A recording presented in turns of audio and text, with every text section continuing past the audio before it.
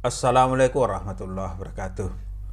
Saudara sekalian, bagaimana kabarnya hari ini? Semoga semuanya dalam keadaan sehat, dalam keadaan berbahagia, dan senantiasa mendapat bimbingan dan perlindungan dari Allah.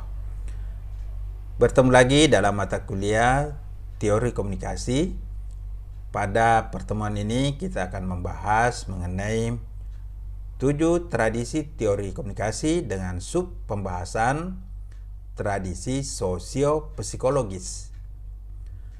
Saudara sekalian, seperti yang telah kita jelaskan sebelumnya bahwa ada 7 tradisi teori komunikasi yang dikemukakan oleh Craig dan Muller, yaitu tradisi retorika, tradisi semiotik, tradisi fenomenologi, tradisi cybernetics, tradisi sosio-psikologis, tradisi sosiokultural, dan tradisi kritis.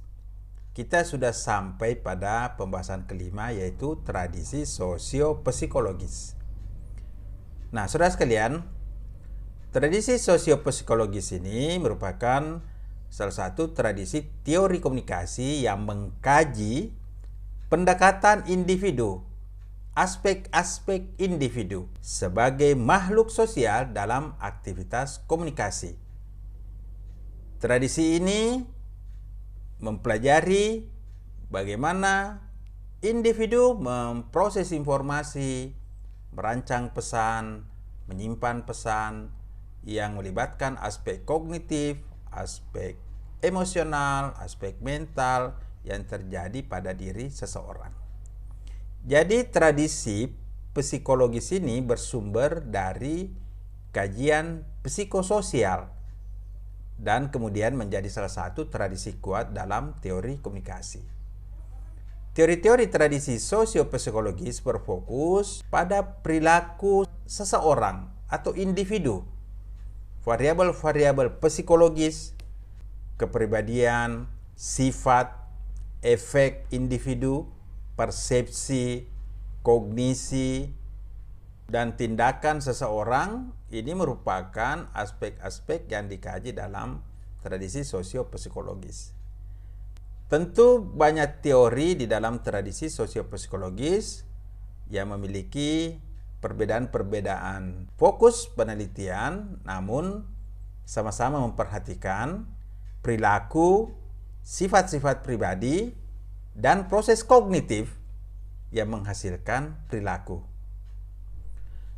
Saudara sekalian, individualis sebagai ciri tradisi psikologis sudah lama menjadi kajian dan unit analisis utama dalam kebanyakan pemikiran barat. Pandangan ini melihat manusia sebagai satu pribadi, satu makhluk dengan karakteristik yang istimewa, yang punya independensi dan kemandirian.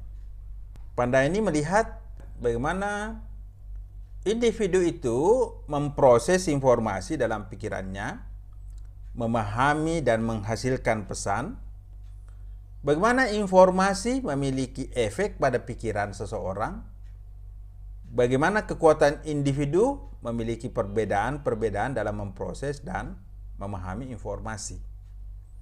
Penjelasan psikologis mengenai cara manusia memproses, menghasilkan pesan atau menyimpan pesan itu telah menarik para ahli komunikasi untuk memahami perubahan sikap dan efek komunikasi. Pesan-pesan persuasi akan begitu kuat mempengaruhi pola pikir, sikap, dan perilaku seseorang.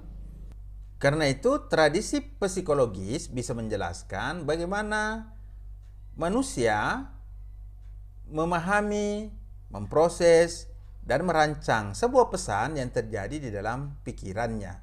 Bagaimana seorang komunikator merencanakan sebuah pesan. Bagaimana ia memproses pesan itu, kemudian mengirimkannya kepada penerima. Dan ketika penerima menerima pesan itu, maka tentu saja pesan itu akan masuk ke dalam pikiran penerima. Kemudian diproses dan diberikan makna untuk selanjutnya diterjemahkan ke dalam sikap maupun tindakan. Nah, di dalam tradisi sosiopsikologis terdapat teori sifat yang membahas variabel kepribadian serta kecenderungan-kecenderungan pelaku komunikasi dalam bertindak maupun berinteraksi. Tradisi teori komunikasi sosiopsikologis saat ini berorientasi pada sisi kognitif, yaitu bagaimana manusia memproses informasi. Proses informasi berkaitan dengan berbagai komponen dan aktivitas internal di dalam jiwa, di dalam pikiran, atau di dalam mental seseorang. Sehingga tradisi sosiopsikologis dalam menjelaskan proses internal komunikasi juga dapat menggunakan model cybernetika untuk bersama-sama menjelaskan sistem pemrosesan informasi, di mana ada aspek input ketika seseorang memperhatikan atau menerima informasi, atau melalui panca indera, terutama pendengaran maupun penglihatan. Kemudian informasi itu diproses oleh pikiran untuk memahami atau menafsirkan pesan tersebut. Dan output berupa tanggapan dan perilaku yang muncul dari individu setelah menerima informasi. Dalam sistem pemrosesan informasi, banyak faktor yang terkait seperti persepsi, perhatian, ingatan, seleksi, motivasi, pengorganisasian, maupun penafsiran pesan. Sebenarnya proses informasi pada diri individu itu menimbulkan banyak pertanyaan atau tema yang berbeda dalam tradisi sosiopsikologis. Misalnya, bagaimana kita memprediksi perilaku individu? Karena itu adalah hasil dari perubahan-perubahan mental atau perubahan-perubahan kognitif pada diri seseorang. Kedua, bagaimana mengakomodasi situasi komunikasi yang berbeda. Setiap peristiwa komunikasi yang berbeda tentu menimbulkan tanggapan, interpretasi, maupun respon yang berbeda bagi seseorang. Yang ketiga, bagaimana individu mengadaptasi perubahan perilaku. Setiap saat kita mendapatkan stimulus dari luar, sehingga individu itu harus selalu mengadaptasi perubahan perilaku sesuai dengan stimulus yang diterima dan perubahan mental yang ada di dalam diri orang itu. Yang keempat, bagaimana merancang sebuah pesan. Ini adalah proses encoding ketika pikiran kita mulai memilih ide-ide, gagasan-gagasan yang akan disampaikan kepada orang lain. Yang kelima, bagaimana merepresentasikan makna dalam pikiran. Ini adalah satu cara pikiran kita untuk memahami ide yang kita terima, sehingga ide itu punya makna di dalam pikiran kita. Dan keenam, bagaimana informasi diintegrasikan ke dalam sikap dan kepercayaan. Jadi informasi itu yang kita terima juga akan mempengaruhi sikap maupun kepercayaan kita. Sebenarnya masih banyak lagi pertanyaan-pertanyaan lain yang dijawab secara berbeda sesuai dengan cabang-cabang atau variasi-variasi tradisi sosiopsikologis. Saudara sekalian, tradisi sosiopsikologis dapat dibagi ke dalam 3 cabang besar, yaitu perspektif perilaku, perspektif kognitif, dan perspektif biologis. Dalam perspektif atau sudut pandang perilaku, ini mempelajari bagaimana manusia berperilaku dalam situasi-situasi komunikasi.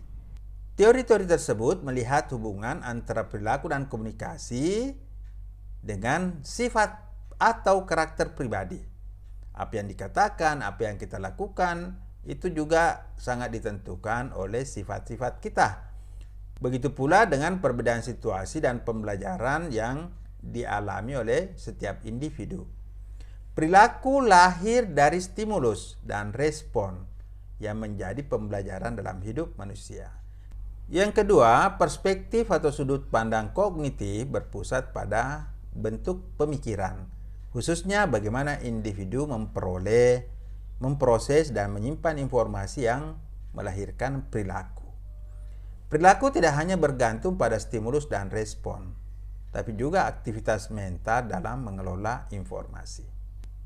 Perspektif yang ketiga yaitu sudut pandang biologis yang percaya bahwa sifat, pola pikir, dan perilaku individu diikat atau ditentukan secara biologis dan dipengaruhi oleh neurobiologis sejak lahir. Kajian genetik, struktur otak, dan neurokemistri dianggap sangat penting dalam psikologi sosial.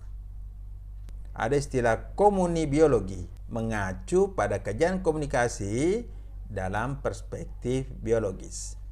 Saudara sekalian, ketika kita mengkaji aspek individu dalam tradisi teori komunikasi, maka kita akan memahami bahwa komunikasi itu merupakan sebuah aktivitas mental, sebuah aktivitas kognitif, sebuah aktivitas kejiwaan yang terjadi di dalam diri seseorang. Kondisi kepribadian, karakter, atau sifat-sifat manusia juga sangat menentukan cara kita berkomunikasi, cara kita menerima dan menafsirkan pesan, juga cara kita merespon sebuah peristiwa komunikasi. Ini tentu menarik untuk dipelajari bagaimana psikologi komunikasi itu terjadi di dalam diri seseorang. Saudara sekalian, kita dapat memahami lebih mendalam materi ini dengan mempelajari lebih lanjut teori-teori yang terkait dengan tradisi sosio-psikologis. Sebelum mengakhiri materi ini, saya juga ingin menambahkan bagaimana pandangan Islam di dalam memahami sosok individu di dalam berkomunikasi.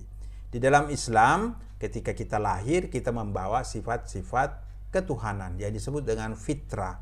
Fitrah ini kita tumbuh kembangkan seiring dengan umur kita. Oleh karena itu, kita perlu mengisi pikiran kita, hati kita, jiwa kita dengan keimanan, dengan ketakwaan, sehingga akan menerangi pikiran kita, menerangi ucapan-ucapan kita, menerangi tindakan-tindakan kita di dalam berkomunikasi maupun di dalam berinteraksi dengan orang lain. Demikian, semoga bermanfaat. Wassalamualaikum warahmatullahi wabarakatuh.